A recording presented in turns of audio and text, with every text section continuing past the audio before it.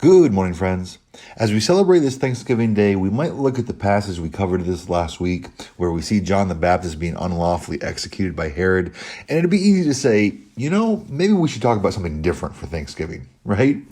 But despite the subject matter at hand, going back to the message this past Sunday that came out of that subject matter, that scripture, there is something that we ought to be incredibly thankful for. And that is the truth that God sees us in secret.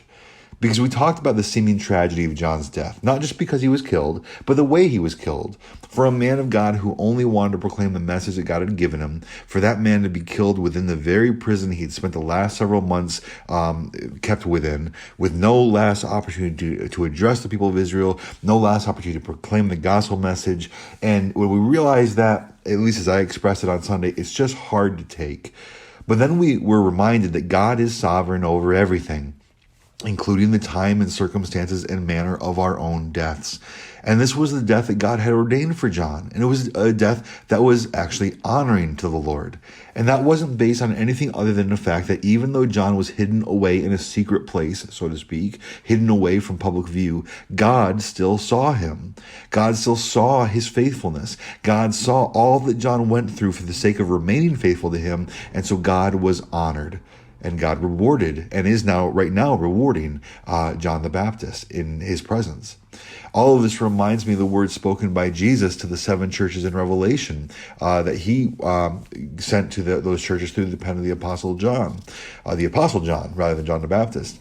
Because in each of those letters, whether the church was doing the right thing and receiving a commendation from Jesus, or whether they were doing the wrong thing and so receiving the Lord's corrective instruction, each one of those letters includes the fact that Jesus knew their deeds.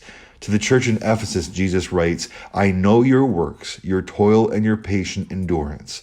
To the church in Smyrna, he says, "I know your tribulation and your poverty."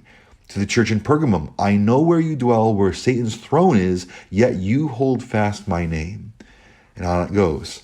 And so just as we learn and apply to John's, the Baptist situation, what Jesus said in the Sermon on the Mount, that God sees what is done in secret and rewards his people even for that which is done in secret.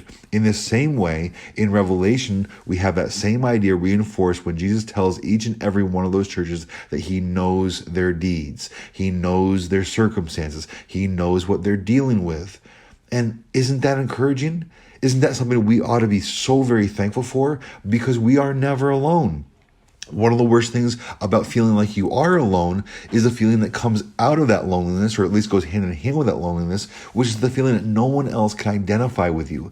No one else could possibly know what you're going through, what you're dealing with. But that is never the case with God.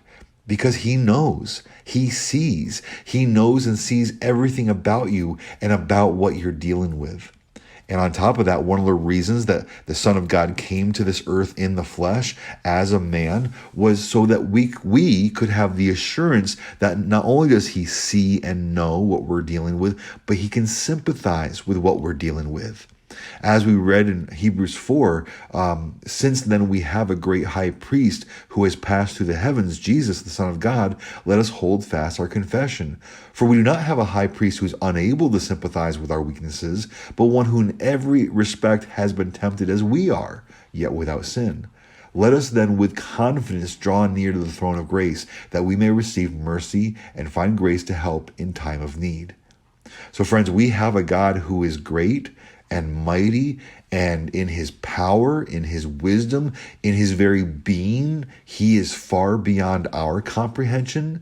But that does not mean that we are beyond his comprehension. It does not mean that he is not able to understand and sympathize with us, for he sees us, he knows us, and he experienced the same life that we experience, so that we can know with confidence that he can sympathize with us, which allows us, with that same confidence, to draw near to the throne of grace and receive the mercy and the grace that we need to help us in our time of need.